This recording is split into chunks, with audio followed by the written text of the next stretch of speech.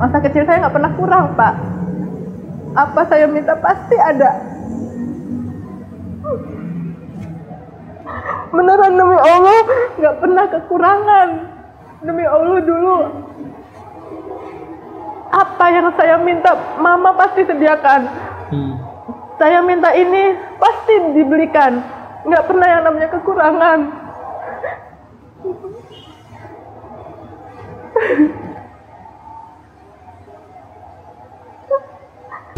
Selamat datang di Rukun Podcast. Saya kan sudah mengenal Tuhan yang sesungguhnya apa, Umi. Jadi saya kan sebelum saya mengenal Islam, saya udah baca dulu. Oh, seperti ini kondisinya nanti. Jadi saya siap. Walaupun memang, maaf kata ya, kita kan manusiawi ya, pasti gitu ya, manusiawi sekali ya.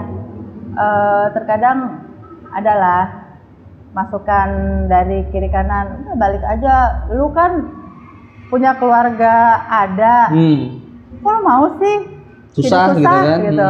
Ada teman saya kayak gitu, teman satu kerjaan dulu ada, gila lo ya Lid ya, padahal lu udah diiming bakal dikasih ada itu rumah, mobil sedia, kok lu mau nolak itu semua sih? Gue aja deh yang jadi anak emak lo. ada yang kayak gitu. Terus agama gue tuh bukan agama uang, saya bilang gitu. Saya nggak mempertaruhkan agama saya karena dengan kondisi ekonomi itu. Saya tahu kok pasti akan sulit, tapi saya yakin dan percaya Allah saya itu maha kaya. Masya Allah, luar biasa. Assalamualaikum sahabat rukun. Ane mau ngenalin ada teh dan minyak oles dari Kahira. Banyak banget manfaatnya seperti mengatasi benjolan, nyeri sendi, nyeri otot, syaraf terjepit, bahkan alergi juga loh. Nah, bukan hanya unggul dari manfaatnya aja nih. Kahira juga mengandung bahan-bahan alami dan berkualitas yang sudah teruji klinis. Serta telah tersertifikasi BPOM dan Halal MUI sehingga aman dan tanpa efek samping. Kahira ini juga sudah dipercaya oleh ulama ternama di Indonesia, mulai dari Mama Dede, Ustadz Wijayanto, Ustadz Hanataki, hingga Taki Malik.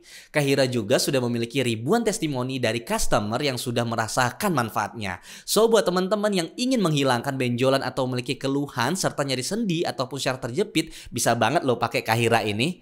Kahira ahlinya benjolan.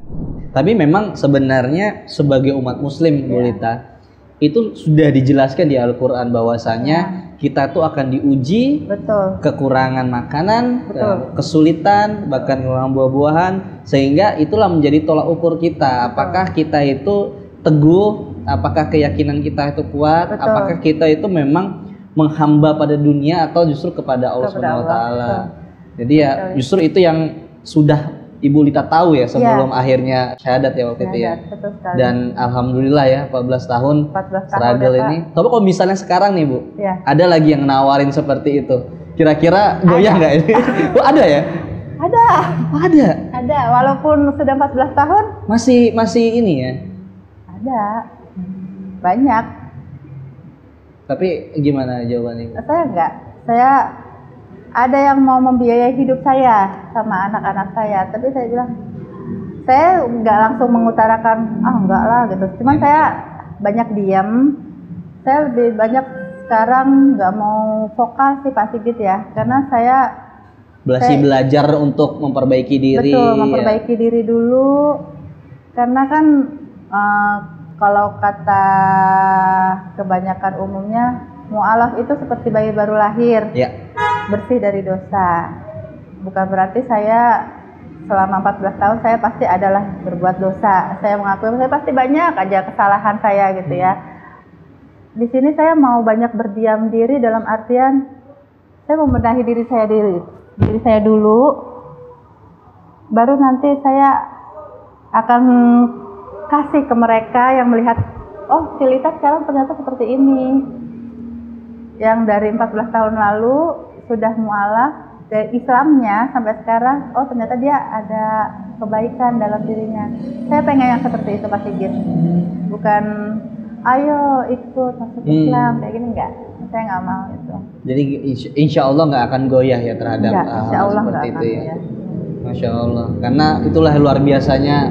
Mungkin hidayah sudah menjemput dan itu merupakan kesyukuran yang luar biasa ya. Alhamdulillah, luar biasa. Allah itu memang benar maha baik, sayang sama saya dengan semua ujian selama 14 tahun, Pak. Gimana sahabat rukun ya?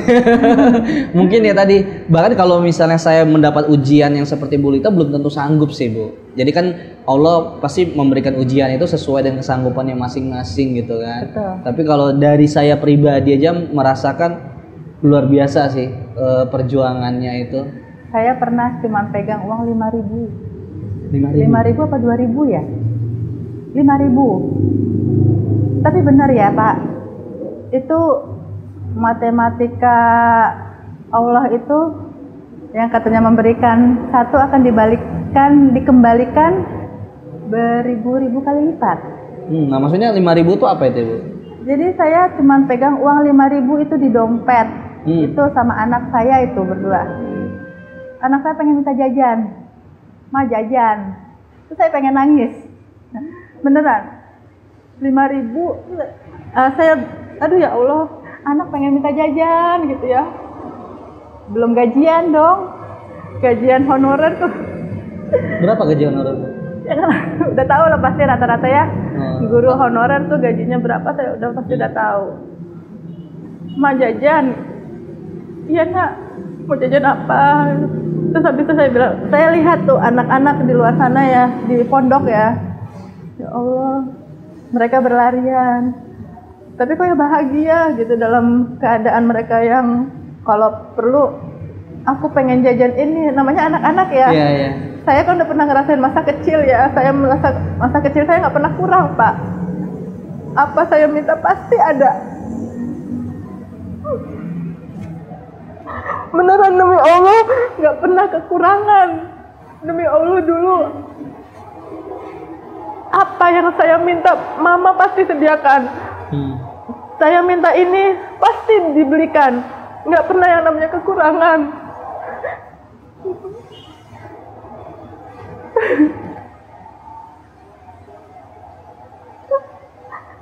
Saya pernah kekurangan tuh cuma 5.000. Mah jajan mah. Kakak mau jajan apa? Ada mau jajan apa? Aku cuma pengen beli apa nabati ya? Nabati kan 2.000. Ma aku pengen beli nabati. Ya udah yuk beli yuk gitu ya. Ke warung. Terus habis itu, Dek, ajak teman kamu makan bareng-bareng ya. Nabati 1 dibagi sama teman-temannya rame-rame. Saya sisa tinggal 3.000 dong. Terus itu, Dek, panggil teman-teman kamu kita beli nabati 2 deh. Jadi sisa 1.000 dong. Iya. Panggil teman-teman kamu kita makan rame-rame yuk. Bismillahirrahmanirrahim.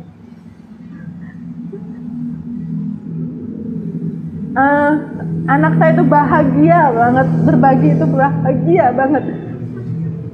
Teman-teman, Naswa, sini semuanya, Mama aku mau jajanin nih. Pada lari itu anak-anak kecil temennya di makan gitu ya, nabati 2 bagi marah-marah udah rebutan. Ya Allah tinggal 1.000 saya beliin teh jus gula batu minum rame-rame habis 1 itu minuman begitu ya. Tapi saya yakin Allah balikan, tapi nggak tahu ya pasti gitu ya. Besoknya saya nggak bisa sebut ada yang memberi. Memang benar ya, sedekah di jalan Allah dengan rasa hati yang lapang, tanpa takut kekurangan, pasti akan Allah berikan lagi berkali-kali lipat. Ada aja. Dan alhamdulillah itu pun dirasakan sama. Iya, saya ngerasain sendiri. Terus pernah juga, ya Allah, cuman ada pegang segini, pengen deh berbagi gitu ya. Tapi saya nggak mau jemput, takutnya saya kan sekarang harus hati-hati dalam bersikap, berkata. Iya. Karena ada yang bilang jangan sampai ria. Memang benar ya. Saya belikan saya nggak mau hitung-hitung, udah lepas aja gitu. Tapi ada aja balik lagi, bagi lagi, balik lagi. Masya Allah. Itu aja yang saya rasakan. Luar biasa Ibu. Luar biasa, Allah memang maha kaya. Walaupun dalam kondisi apapun pasti akan diberikan, gak usah takut. Dan masalah harta, bicara soal rezeki itu bukan soal angka, fulus, uang dan sebagainya. Nah, sahabat rukun mungkin sangat tahu itu bahwasanya yang rezeki Allah kasih itu ya berupa kenikmatan yang kita bisa nafas sekarang, kemudian kebahagiaan yang mungkin dirasakan, ataupun bahkan rasa sedih bagaimana anak itu sangat sayang kepada ibunya, ibu sangat sayang sama anaknya. Sampai sekarang yang saya rasakan kebahagiaan itu bisa berkumpul lagi dengan anak-anak saya, walaupun memang belum seutuhnya tinggal bersama ya Pak Sigit ya. Tapi saya bisa merasakan kasih sayang anak ke saya gitu. Bulan April ini ya, tanggal 9 kemarin saya kan bertambah usia. Itu saya nggak sangka-sangka Pak Sigit, mereka membelikan saya kue. Itu saya istilahnya lagi kumpul sama anak, nginep lah di rumah orang tua saya gitu ya. Saya lagi ngobrol sama yang kecil, tiba-tiba yang berdua itu abang-abang itu masuk. Bilang hati, ya Allah, ya Allah, ya Allah, anakku ya Allah yang tadinya bagaimana gitu, mereka sayang. Itu saya nggak bisa ngomong apa-apa, itu dalam hati saya cuma berucap, ya Allah, lipat-lipatkanlah kasih sayang mereka kepada saya, ibu yang telah melahirkan, biar bagaimanapun ya pasti gitu ya. Doa anak kan nanti setelah kita nggak ada kan pasti yang akan menerangi jalan kita. Ada 3 hal yang membuat terputusnya amal ketika kita meninggal, kecuali 3 hal: amal jariah, sedekah yang bermanfaat, sama doa anak yang soleh mendoakan orang tuanya. Iya betul. Itu. Tapi kalau boleh tahu Ibu, ya, gitu. Tadi kan anak Ibu 3, Muslim semua? Alhamdulillah Muslim semua. Itu maksudnya pas ketika Ibu mu'alaf atau ada transisi atau memang mereka sendiri yang mau? Baik, itu saya tidak ada penekanan atau ajakan keras kepada anak, nggak ada. Perlahan saya dari diri saya dulu, saya sholat 5 waktu. Waktu pertama itu memang masih ngumpet-ngumpet ya Pak Sigit ya. Nanti anak saya ngelihat, loh, kok mama pakai jubah putih gitu. Waktu itu mereka masih kecil-kecil. Lalu ada yang menyarankan, Lid, kasih aja coba buku cerita Islami, komik. Anak-anak kan suka baca komik. Nanti terserah Lita mau yang bacakan atau mereka yang baca. Yang penting taruh aja sih, tentang mereka lihatnya apaan gitu. Memang waktu itu ada komik tentang Nabi Isa, terus Nabi Adam dan Hawa ya, gitu ya. Dari situ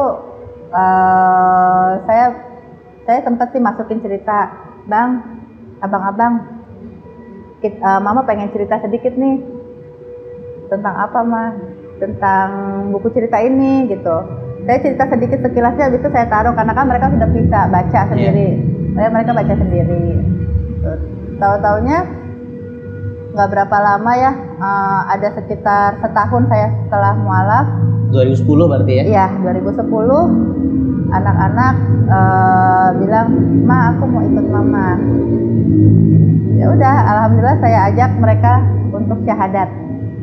Masih kecil-kecil. Pengen ikut Mama? Iya, Ma, aku pengen ikut Mama. Walaupun mungkin ini off the record nggak bisa diceritakan, itu banyak ibaratnya pertanyaan-pertanyaan ya terkait tentang keyakinan sebelumnya. Iya betul. Kan mereka kan sebelumnya disekolahkan di sekolah non muslim. Pasti dasarnya kuat dong. Iya. Tapi saya tidak pernah ngajak, ayo abang ikut mama, ayo abang ikut ke masjid. Jadi mencari tahu sendiri ya. Mencari tahu sendiri. Insya Allah. Itu saya nggak mau menekankan ke anak, biar anak yang merasakan sendiri. Alhamdulillah ya. Sama BTW tadi Bu, kan akhirnya kan waktu kemarin sempat bertemu ya bulan April tadi di bulan Januari ya, ketemu sama di keluarga, ketemu orang tua. Keluarga besar semuanya. Itu alhamdulillah masih menyambut ibu dan sebagainya. Sangat menyambut. Jadi kalau menurut mereka saya apa ya, anak yang hilang. Sudah lama nggak pernah kelihatan, ya bertahun-tahun Pak Sigit. Jadi istilahnya tiba-tiba saya datang itu seperti mata semua tertuju ke saya sama anak saya yang kecil. Dan itu juga perbedaannya kontras ya tadi ya? Sangat kontras. Tapi alhamdulillah ya keluarga besar tetap sebagai namanya anak dan orang tua merangkul. Mama yang pertama kali ngeliat saya tuh saya langsung dicium, peluk. Bapak saya kan stroke, itu bapak tuh langsung tarik saya, peluk, dicium. Masya Allah.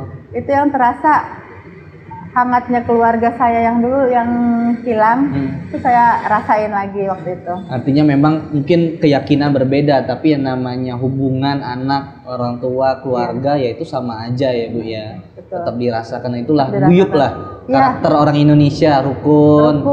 Ya walaupun pasti tentunya namanya keyakinan ada perbedaan yang sedikit ya. Kita sih saling menghargai aja ya Pak Sigit ya. Kalau kan istilahnya kalau saling menghargai pasti rasanya indah. Justru Islam mengajarkan itu untuk menghargai, bahkan sama orang tua ya wajib untuk hormat kewajiban kita sebagai anak. Gitu mungkin kan anak juga akan melihat gitu bagaimana kita gitu kan memperlakukan orang tua. Iya Pak Sigit, benar.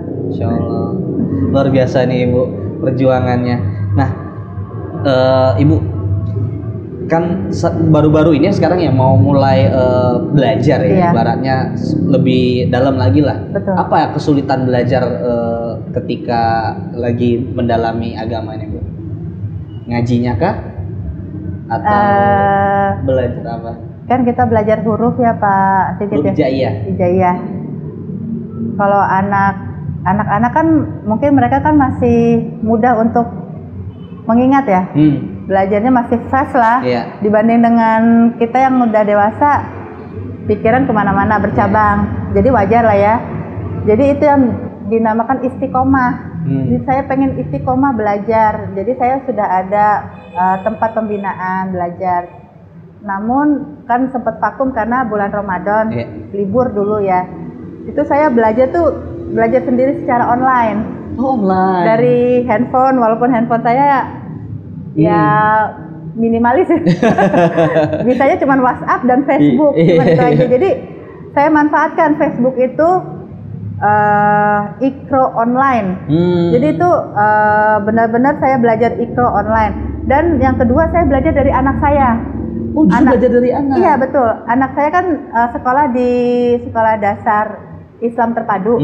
Jadi setiap harinya pasti ada satu ayat, satu hari satu ayat ya Pak ya. Itu kan mereka kan terapkan di sekolahnya murojaah ya benar. Iya, pengulangan terus. Iya, diulang terus. Jadi saya ikut sama dia. Jadi gini, pagi-pagi, "Mah, bukain dong Mah dari handphone. Dari metode Umi sekarang lagi Al-Bayinah ya." Al-Bayinah. "Mah, buka Mah, aku mau denger. Udah ayat berapa kamu?" Ayat 4. 1 sampai 4. "Stop Mah." Ayo stop gitu. Terus gimana? Dengerin aku ya. Bener dia. Gitu. Jadi 1 sampai 4 gitu. Terus coba Mama dengerin, sama nggak aku sama itu yang di handphone? Saya dengerin dulu. Oh gini. Coba kamu bersuara, Mama denger dari handphone kecil gitu. Bener. Alhamdulillah. Jadi dari juz amma, dari Al-Fatihah, Al-Fatihah, Al-Ikhlas, An-Nas, Al-Falaq, terus surat apalagi tuh ya. Saya ikut sama anak saya ini. Jadi benar-benar saya belakangan ini anak saya mengajarkan, selain anak yang mengajarkan dari online, sama ada lagi dari pembinaan. Masya Allah, jadi benar-benar dimaksimalin ya. Maksimal banget. Digital ya. Ya itu buat sahabat rukun juga yang bahkan HP-nya tidak minimalis, bisa lebih maksimal, dimaksimalkan lagi untuk belajar online ya. Gimana? RAM-nya cuma 1. RAM-nya cuma 1 giga. Kecil. Waduh, itu WhatsApp juga kayaknya udah berat itu. Berat banget. Jadi semua foto, video saya hapus demi bisa belajar di Facebook. Insyaallah. Ya mungkin ini Bu ya. Setiap perjalanan itu kan selalu ada ujian, tahap dimana kita berada di bawah, tahap kita berada di atas. Mungkin ya ini ranah dimana saat ini ya Ibu sekarang lagi struggle, lagi berjuang, lagi tahap di bawah. Tapi ya insya Allah ya pertolongan Allah itu akan selalu ada. Amin. Dan tidak selalu tadi mindsetnya tidak selalu masalah rezeki itu tadi uang, tapi mindsetnya ada tadi kesehatan, anak yang soleh insya Allah. Amin ya Allah. Kemudian setiap ujian itu ada hikmah yang bisa kita ambil. Betul. Tapi sebenarnya kalau misalnya dari sudut pandang saya Bu, kan mungkin sedih banget yang ngeliatin anak sulit ya. Iya betul sekali. Ya, tapi di balik kesulitannya itu sebenarnya Allah mengajarkan anaknya ketika nanti mungkin sudah besar menjadi yang lebih baik, menjadi pribadi yang lebih hebat, dia akan bijaksana. Amin ya Allah. Bisa lebih menghargai bagaimana orang sulit, kemudian menghormati bagaimana perjuangan orang tua. Itu hikmahnya mungkin seperti Ibu ya. Amin ya Allah. Masya Allah. Terima kasih banyak Ibu Lita atas silaturahminya dan sharing sama sahabat rukun. Semoga apa yang kita sampaikan ini bisa menjadi manfaat. Amin. Buat penonton, buat sahabat rukun. Insya Allah. Kita juga senantiasa mendoakan Ibu agar tetap istiqomah. Amin ya Allah. Belajarnya juga semakin maksimal lagi walaupun minimalis tadi handphonenya. Kemudian ada anaknya bisa soleh, soleha, sehat selalu dan diridhoi Allah Subhanahu wa taala. Amin ya rabbal alamin. Terima kasih sahabat Rukun, juga jangan lupa untuk subscribe tentunya agar kita semangat untuk mengundang narasumber-narasumber pilihan yang insya Allah cerdas dan bisa memberikan manfaat buat kita semua. Jangan lupa juga untuk di komen, like dan di share konten kita biar kebermanfaatannya lebih luas lagi. Amin ya Allah. Terima kasih banyak Ibu Lita. Assalamualaikum warahmatullahi wabarakatuh. Waalaikumsalam warahmatullahi wabarakatuh. Selamat datang di Rukun Podcast.